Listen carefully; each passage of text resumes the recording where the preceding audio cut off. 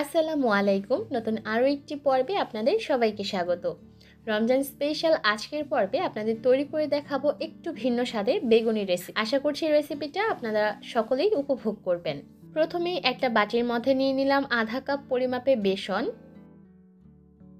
স্বাদ অনুযায়ী দিয়ে দিলাম লবণ, আধা চা চামচ দিয়েছি হলুদের গুঁড়া, 1 চা চামচ দিয়েছি মরিচের গুঁড়া, আধা চা চামচ দিয়েছি চিলি ফ্লেক্স, 1/4 চা চামচ দিয়েছি কালো জিরা, 2 টেবিল চামচ দিয়েছি ধনিয়া পাতা কুচি, 1/3 কাপ পরিমাপে দিয়েছি পেঁয়াজ কুচি।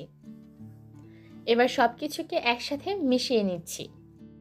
ভালোভাবে মিশিয়ে নেওয়া হয়ে গেলে এবার এর মধ্যে অল্প অল্প করে পানি দিয়ে একটা ব্যাটার তৈরি করতে হবে।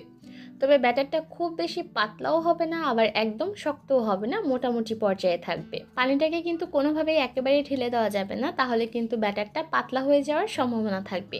তাই অল্প অল্প করে দিতে হবে আর মিশিয়ে নিতে হবে। এর মধ্যে কিন্তু ব্যাটারটা তৈরি করা হয়ে গেছে।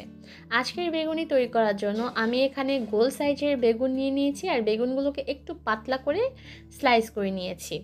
এবার এখান থেকে একটা স্লাইস নিয়ে আমরা যে ব্যাটারটা তৈরি করলাম সেই ব্যাটারের মধ্যে ভালোভাবে গড়িয়ে নিচ্ছি। প্রথমে বেগুনের টুকরাটাকে দুইটা সাইড এই গোলার মধ্যে গড়িয়ে নিতে হবে। তারপর পেঁয়াজের মিশ্রণটাকে হাতের সাহায্যে বেগুনের উপর দিয়ে দিচ্ছি আর এটাকে নিয়ে গরম তেলে ছেড়ে দিচ্ছি। একইভাবে করে সবগুলো বেগুন দিয়েই এই মিশ্রণটার মধ্যে গড়িয়ে নিয়ে তেলে ছেড়ে দিতে হবে।